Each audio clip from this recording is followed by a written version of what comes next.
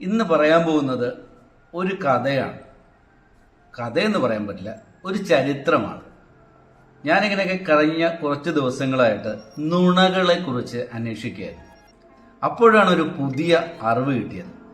ലോകത്തിലെ എല്ലാ വർഷവും ഒരിടത്ത് വെച്ച് ലോകത്തിലെ ഏറ്റവും വലിയ നുണയനെ അല്ലെങ്കിൽ നുണച്ചിയെ തിരഞ്ഞെടുക്കുന്ന ഒരു മത്സരമുണ്ടത്രേ. ഇത് നടക്കുന്നത് ഇവിടെയെങ്ങുമല്ല, അങ്ങ് ഇംഗ്ലണ്ടിലാണ്. സാൻഡോൺ ബ്രിഡ്ജ് എന്ന് പറയുന്ന ഒരു സ്ഥലത്താണ്. അവിടെയുള്ള ദ ബ്രിഡ്ജ് ഇൻ എന്ന് പറയുന്ന ഒരു പബ്ബിൽ വെച്ചാണ് ഈ മത്സരം ആരംഭിച്ചത്. ഇന്നൊന്നും അല്ലേ മത്സരം ആരംഭിച്ചേട്ടോ, 1866 അന്ന് അവിടെ ഈ പബിന്റെയൊക്കെ ഉടമയായിരുന്ന ഒരു ലാൻഡ് ലോർഡായിരുന്ന വിൽ റിഡ്സൺ എന്ന് പറയുന്ന ഒരാൾ ജീവിച്ചിരുന്നു. ഇദ്ദേഹം ആർക്കും വിശ്വസിക്കാൻ കഴിയാത്ത അവിശ്വസനീയമായ കഥകൾ പറയുന്നതിൽ മിടുക്കനായിരുന്ന ഒരാളായിരുന്നു. ഇദ്ദേഹത്തിന്റെ ഓർമ്മയ്ക്കായിട്ടാണ് 1866 മുതൽ ലോകത്തിലെ ഏറ്റവും വലിയ നുണയനെ തിരഞ്ഞെടുക്കുന്ന മത്സരം ആരംഭിച്ചത്. ഈ മത്സരത്തിന് ഒരൊറ്റ നിയമമേ ഉള്ളൂ. ആ നിയമം എന്താന്ന് വെച്ച് കഴിഞ്ഞാൽ, രാഷ്ട്രീയക്കാർക്കും വക്കീലന്മാർക്കും ഈ മത്സരത്തിൽ പങ്കെടുക്കാൻ പറ്റില്ല.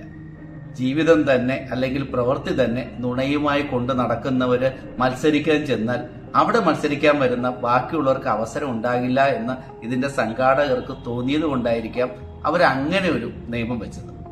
5 മിനിറ്റാണ് ഈ മത്സരത്തിന്റെ സമയ ദൈർഘ്യം. ഈ 5 മിനിറ്റ് കൊണ്ട് ഏറ്റവും വിശ്വസനീയമായ രീതിയിൽ ഒരു നുണക്കഥ പറയുന്ന ആളിനാണ് സമ്മാനം കിട്ടുക. ഈ മത്സരത്തിന്റെ ചരിത്രത്തില് 7 പ്രാവശ്യം ജയിച്ചിട്ടുള്ള ഒരാളുണ്ട്. പിന്നെ ഈ മത്സരത്തിന്റെ മൊത്തം ചരിത്രം എടുത്ത് നോക്കിയാൽ ഒരിക്കൽ മാത്രമാണ് ഒരു സ്ത്രീ മാത്രമാണ് ഈ മത്സരത്തിൽ ജയിച്ചിട്ടുള്ളത്. പിന്നെ ഒരിക്കല് ഒരു ബിഷപ്പും ഈ മത്സരത്തിൽ പങ്കെടുത്ത് ജയിച്ചിട്ടുണ്ട്. അദ്ദേഹം ഒരു വരിയുള്ള ഒരു നുണയാണ് പറഞ്ഞത്.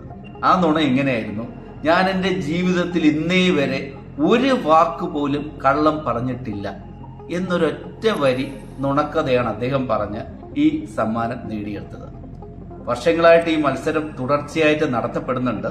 നന്നായിട്ട് പ്രാക്ടീസ് ചെയ്താൽ നമുക്കും ഈ മത്സരത്തിൽ പോയി പങ്കെടുക്കാൻ ഒരു അവസരം കിട്ടിയേക്കും.